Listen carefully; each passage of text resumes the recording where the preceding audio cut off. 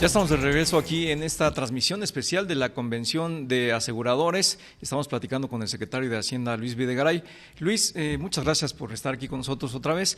Te pregunto, una de las preocupaciones que yo he notado en tu gestión como secretario, como titular de las finanzas públicas, es el bajo nivel de productividad que ha tenido nuestro país, el estancamiento que se ha registrado. ¿Qué estamos haciendo para aumentarlo, mejorarlo y ya no depender de las circunstancias externas del contexto internacional para un mayor crecimiento económico del Producto Interno Bruto de nuestro país? De verdad celebro mucho tu pregunta, Marco, porque es el tema que debería de dominar el debate público sobre la economía nacional. El dato más importante y preocupante que tiene la economía de México es el desempeño de la productividad en los últimos 30 años.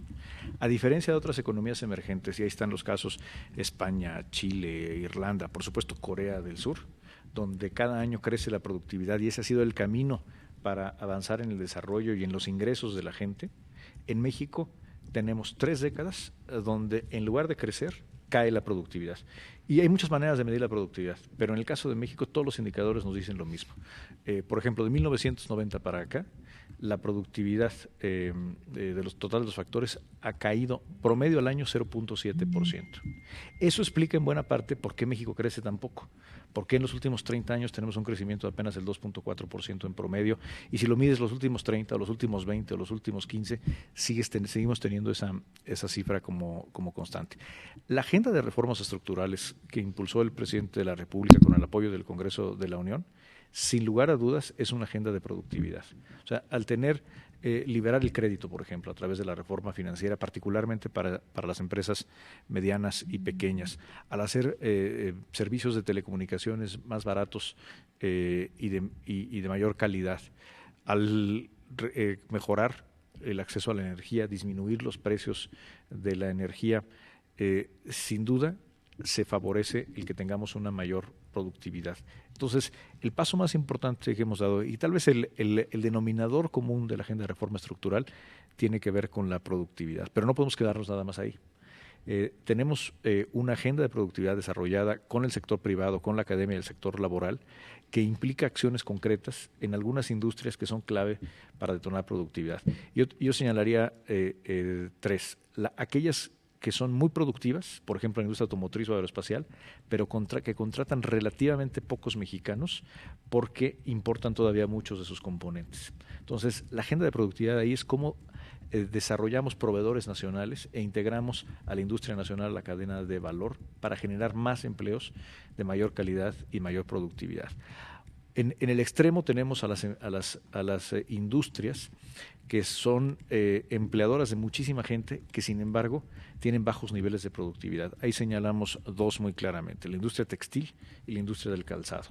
Juntas esas 2 industrias le dan empleo a 600,000 mexicanas y mexicanos y, sin embargo, tienen niveles de productividad que no han crecido en los últimos 20 años. Por lo tanto, ahí se requiere una agenda proactiva, cosas que estamos haciendo juntos, la Secretaría de Economía, la Secretaría de Hacienda, la Secretaría del Trabajo, para darle productividad a estas industrias que son grandes empleadores. Y luego 3, hay un grupo de industrias que se benefician directamente de las reformas estructurales, como es toda la industria energética y la importancia de desarrollar contenido nacional, que la reforma energética beneficie a empresas pequeñas y medianas en todo el país.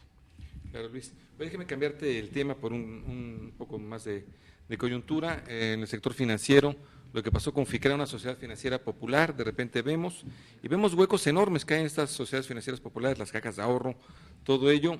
Veíamos una iniciativa a mi gusto completa, no me gustaba mucho el fondo de rescate, pero estaba muy completa la iniciativa, pero al final ya no hay esta iniciativa, de repente algo sucedió con los partidos políticos en el Congreso, ya no va esta iniciativa, y seguimos teniendo los problemas de FICREA y de Credimax y del arbolito de hace años. Seguimos teniendo esos problemas. ¿Qué va a pasar ahí, Luis? Yo creo que el caso FICREA nos revela 2 cosas, Pepe. Primero, que tenemos amplias debilidades en la regulación de distintas entidades financieras relacionadas con el ahorro popular. O sea, y creo que la decisión del Congreso de generar por consenso una iniciativa de mejoras, de reformas a la ley de ahorro y crédito popular fue muy positiva. En ese sentido, nosotros celebramos que el Congreso haya tomado esta iniciativa y ojalá en una próxima oportunidad, en el próximo periodo ordenado de sesiones, o si hubiera materia para un extraordinario en el Senado de la República, pudieran darse estas modificaciones a la ley que creo que permitirán fortalecer la regulación de este sector y evitar casos no solamente como el muy lamentable caso de Ficrea, sino otros que hemos tenido en el pasado. Y por otro lado hay que reconocer que el caso Ficrea también no es nada más una situación financiera o jurídica, es una situación humana donde tenemos familias, jubilados, gente que de buena fe depositó los ahorros de toda una vida en una institución que los defraudó y que ahora se enfrenta a un proceso jurídico. La Secretaría de Hacienda y las distintas instancias de autoridad están actuando en pleno uso de sus facultades para, dentro de los márgenes que nos da la ley, atender el problema de la manera más expedita y justa posible. Y bueno, pues el Congreso de la Unión tomó cartas en el asunto, parecía que se iba a lograr un acuerdo al respecto a través de algunos artículos transitorios en esta iniciativa que un grupo plural de legisladores generó. Pero bueno, estaremos a la expectativa de qué es lo que se resuelve en el Senado de la República eventualmente, y en el Inter le corresponde a la autoridad seguir ejecutando lo que prevé la ley para un caso como este, que repito, ante todo es más allá de la complejidad jurídica y financiera, estamos ante la defraudación de muchas y muchos mexicanos que de buena fe depositaron los ahorros de toda una vida en una institución que los defraudó. Luis, estamos aquí en la Convención del Sector Asegurador. ¿Cómo ves este sector? Se está enfocando, entre otros temas, a una mayor participación del sector asegurador en salud, algo que nunca han logrado hacer todas las aseguradoras, y aspectos socioeconómicos con la participación de Joseph Stiglitz. ¿Cómo ves tú el sector asegurador? ¿Qué perspectiva le ves de crecimiento? Yo creo que tenemos un sector asegurador sólido y creciendo. Tenemos 105 empresas aseguradoras en México que están diversificándose y ahora tienen un nuevo marco legal.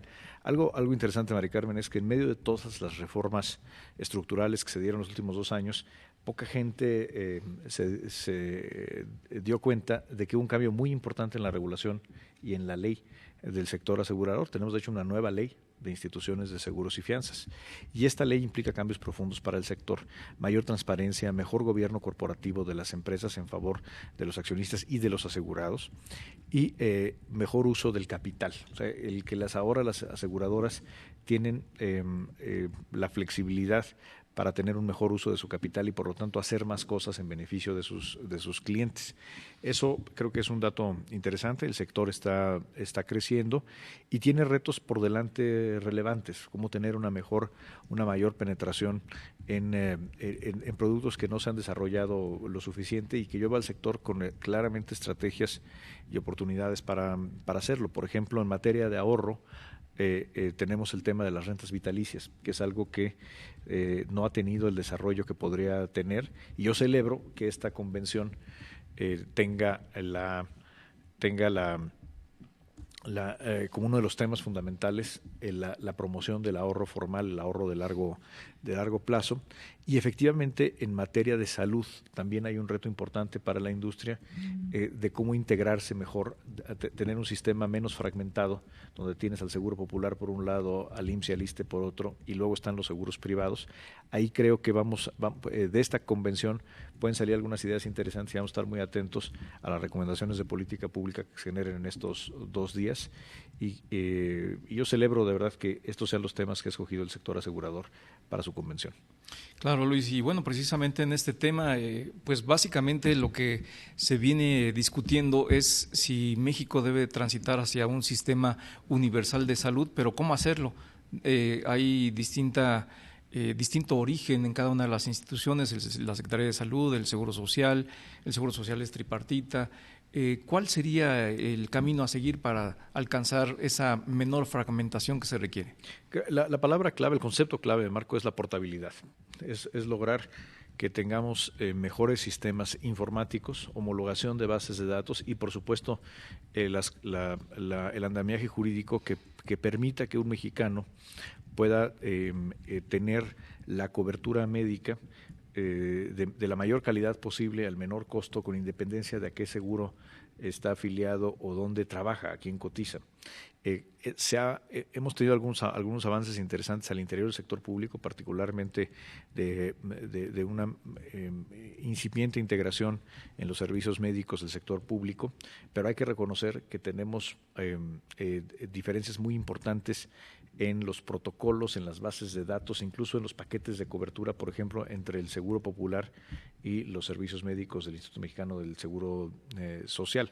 Entonces, este sin duda será uno de los temas más importantes de política pública hacia adelante, donde se requieren cambios, se requieren reformas y, muy importante, se requiere la participación del sector privado, específicamente de los aseguradores. Oye, Luis, pues esperamos verte antes de las convenciones bancarias de seguros. Por supuesto que sí. Bueno, ya me invitaron a la tele y además ojalá que me inviten al programa de radio, pero en el estudio donde transmiten Pues con mucho gusto. todos los días. Por favor. Salvo cuando están en convenciones. Muchísimas gracias, Luis Videgaray, secretario de Hacienda. Gracias. Regresamos aquí a esa transmisión especial con motivo de la convención de la AMIS. No se vaya.